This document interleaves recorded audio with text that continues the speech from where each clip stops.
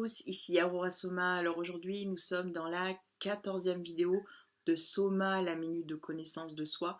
Enfin, c'est la minute qui se transforme en quart d'heure, comme vous savez. Un quart d'heure que je prépare pour essayer de transmettre des notions qui, avant d'être élaborées sous la forme de ces vidéos, c'est d'abord un vécu, c'est d'abord quelque chose auquel je me confronte dans la réalité de ma propre vie. Et en fait, c'est au moment où je prépare ces vidéos que je comprends ce que je fais. Je sais pas si vous comprenez, donc c'est Naase Venishma, hein, je fais, je comprendrai. Et finalement, c'est au moment même où je vous transmets que je comprends ce que je fais. J'espère que je me fais comprendre. En tout cas, en tout cas, pour cette 14e vidéo, nous allons parler de la peau. La peau se vêtir de lumière. Alors, nous allons commencer par la fonction anatomique. La peau fonctionne quelque part comme notre garde du corps. Il recouvre l'ensemble du corps humain avec une épaisseur d'environ 1,5 mm en moyenne, occupe 15% du poids total de notre corps et occupe la surface de 18 000 cm². C'est l'organe le plus grand du corps et elle a plusieurs fonctions. Donc j'en ai identifié 3. Donc comme fonction vitale, il y a tout d'abord la fonction de protection, donc face aux agressions extérieures, qu'il s'agisse de chocs, de pollution, de bactéries, etc. Il a un rôle aussi de thermorégulateur, hein, puisqu'il nous permet de maintenir la température optimale de 38 degrés pour notre corps. Ensuite, nous le savons, c'est l'organe par excellence du toucher, et grâce à ces millions de récepteurs sensoriels qui nous permet de réagir à l'environnement, donc qui aussi nous donne, j'allais dire, un baromètre à la fois de notre bien-être, qu'il soit physique et psychique. Pour entrer un petit peu dans l'architecture de la peau, c'est un système qui est composé de 3 couches. Donc ces 3 couches sont l'épiderme, le derme et l'hypoderme. L'épiderme, c'est la surface extérieure. Donc c'est celle qui nous met en relation avec le monde extérieur. Ensuite, il y a le derme qui est juste en dessous de l'épiderme. C'est la couche la plus épaisse de la peau. Donc c'est là que se situent les glandes qui produisent la sueur, donc ce sont les glandes sudoripares, et il y a aussi donc les glandes qui produisent le sébum, les glandes sébacées, qui donc permettent la protection donc de la peau à travers une fine couche de graisse. Et nous savons que le derme est constitué d'environ 80% d'eau, donc c'est un réservoir pour l'organisme et qui est responsable aussi donc de l'hydratation indispensable de la peau. Et enfin, il y a la 3e couche qui est l'hypoderme, qui est la couche la plus profonde de la peau et qui contient le tissu adipeux. Donc adipeux, c'est la couche de graisse, hein, qui permet justement de maintenir toutes les limites de notre corps. Donc on comprend à quel point la peau est constamment finalement occupée à assurer notre bien-être entre l'intérieur et l'extérieur. C'est un organe qui a cette capacité pour nous de nous faire sentir, ressentir. Elle est en permanente adaptation et c'est aussi par le biais de la peau que nous pouvons prendre des décisions qui sont en lien à la fois avec notre intériorité mais aussi avec le monde qui nous environne. Il y a également un point donc dans l'embryologie qui nous apprend justement que l'ectoderme, qui est cette enveloppe donc de connexion cellulaire, est la même pour la peau et le cerveau. Et donc, elles produisent, comprennent et contrôlent à la fois les mêmes messages, les mêmes signaux physiques, les mêmes influx nerveux entre la peau et le cerveau. Pourquoi je vous dis ça? Parce que je vais ensuite essayer d'étayer cette notion, j'allais dire, d'enveloppe commune qui relie la peau et le cerveau à travers un passage du texte biblique, et on va le voir plus loin. Donc maintenant nous allons rentrer dans la connaissance en hébreu. Donc le mot po en hébreu se dit or, et ça s'écrit Ein Vav Resh. Et on sait qu'il y a un autre mot en hébreu qui se dit or aussi, qui est la lumière, mais qui en revanche s'écrit avec un aleph. Alors la lettre Ein, qui constitue le mot po, donc c'est le symbole de l'œil, de la source, hein, on s'en souvient dans la vidéo qu'on a fait sur l'œil. Et aleph, qui commence le mot de lumière en hébreu, c'est le symbole de l'unité.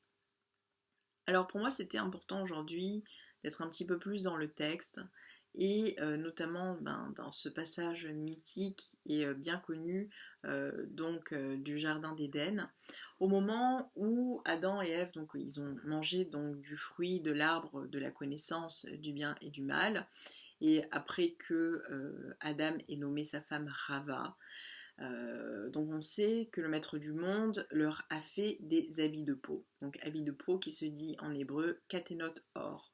Donc ça on le retrouve dans le verset 21 du chapitre 3 de Bereshit, la Genèse, donc je vais vous le citer.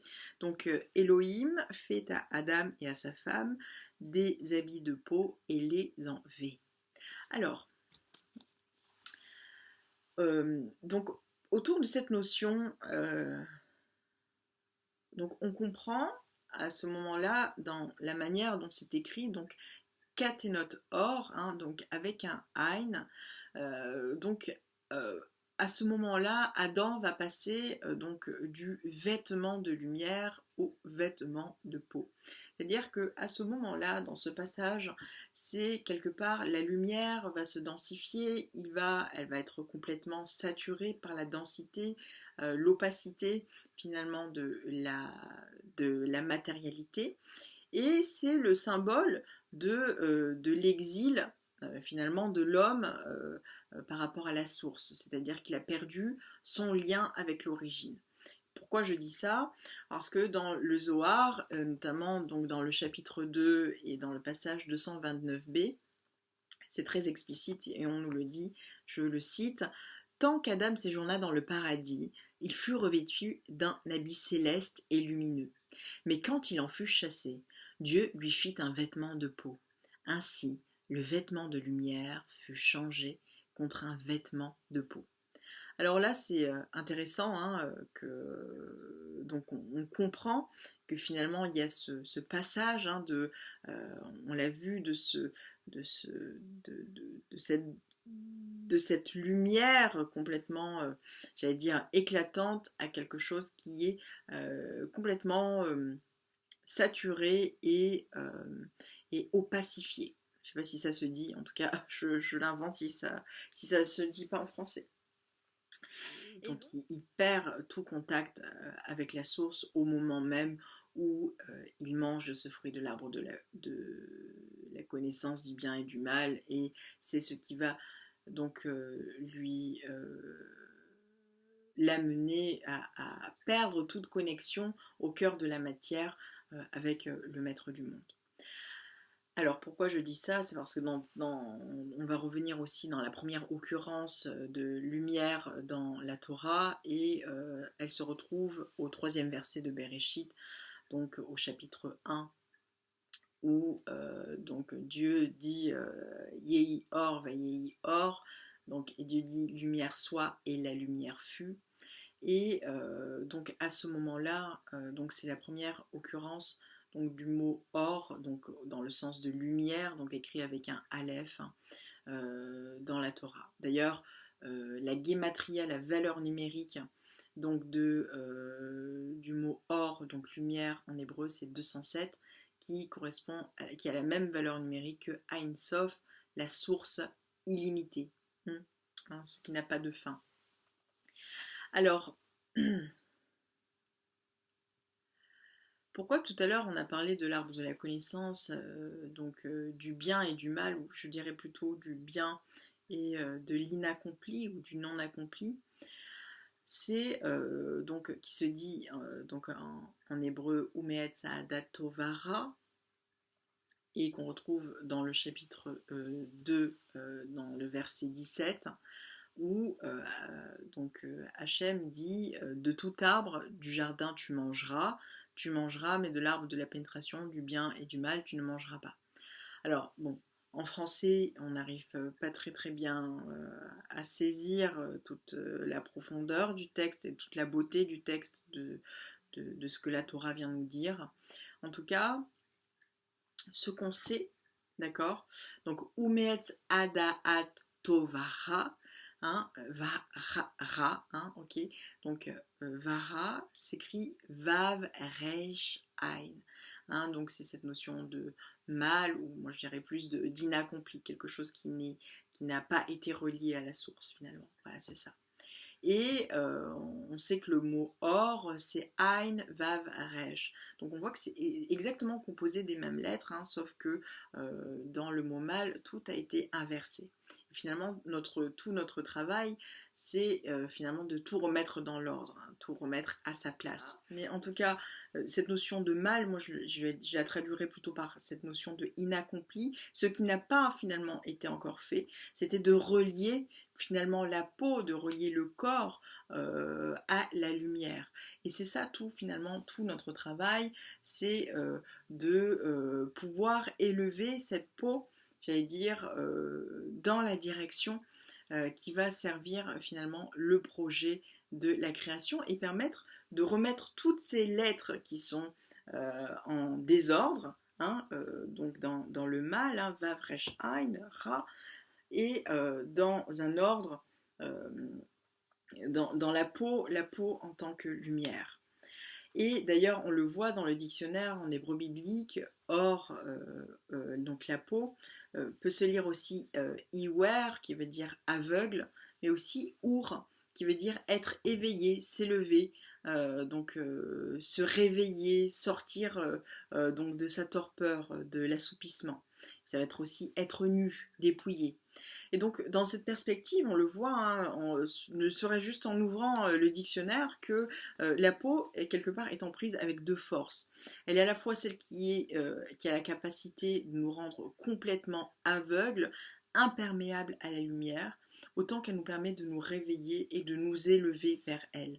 Et donc, on le voit, toute la force finalement de la peau, hein, de cet organe en particulier, c'est que selon la manière dont nous allons la diriger, ou elle va être dirigée par nos seules pulsions égotiques, et donc là ça va être le vrai tohu et vohu, ou bien elle va être dirigée vers sa véritable finalité qui est celle de dévoiler la lumière divine dans le monde de la matérialité. Et la connaissance de la semaine, c'est que, on le voit, c'est à partir de cette faute d'Adam Arishon que l'histoire de l'homme a véritablement commencé, et ce jusqu'à en tout cas cette première partie qui va durer jusqu'à la fin du 6e millénaire. Et tout le travail que nous avons à faire, c'est de passer à ce nouveau niveau de conscience, c'est-à-dire et de relation de vivre ces valeurs divines qui sont incarnées dans ce monde. Voilà.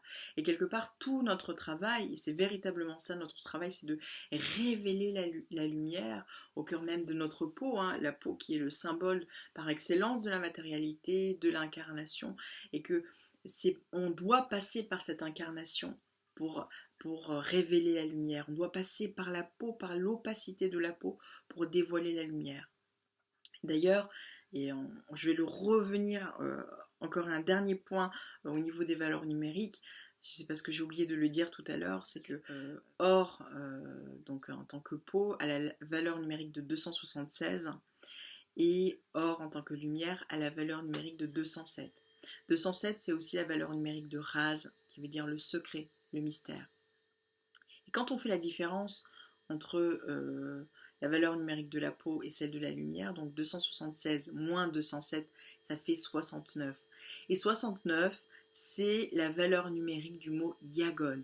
Yagon, la tristesse, le chagrin, la douleur. Et quelque part, finalement, toute notre tristesse, tout le chagrin qu'on a vécu depuis cette faute du premier homme, c'est l'éloignement d'avec notre source. Et c'est ça notre exil en fait. C'est que on a déconnecté le monde donc de la matière avec le maître du monde. Et donc tout notre travail c'est de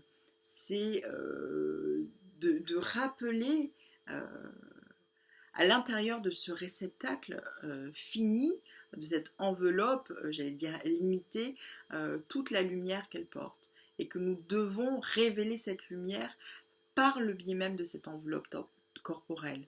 Et donc finalement, de transformer le Ra en Tov, le mal en bien, de passer donc de cette inaccompli en accompli, c'est quelque part, c'est pas quelque part, c'est dévoiler la lumière au cœur même de toute l'opacité, j'allais dire, de notre peau, de notre enveloppe corporelle. Et c'est donc cette manière dont nous pouvons relier aussi, j'allais dire, tous les niveaux, tous les principes de la création. Et on l'a vu tout à l'heure que la peau et le cerveau en embryologie étaient liés par l'ectoderme et que quelque part la peau, c'est ce lien, c'est le symbole du lien à la matière, à l'incarnation, aux forces de l'action, Séphira Malrout et cerveau. Donc, et le cerveau qui est lié à Keter, la force de la couronne.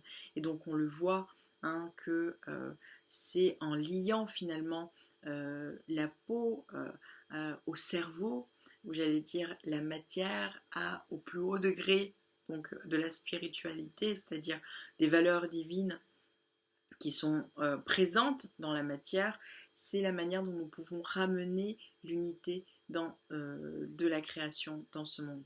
Voilà. Et la conscience de celle-ci surtout. Voilà, c'était le message de cette semaine et je vous souhaite de très bonnes fêtes de Shavuot et je vous dis à très bientôt. Merci beaucoup. Au revoir.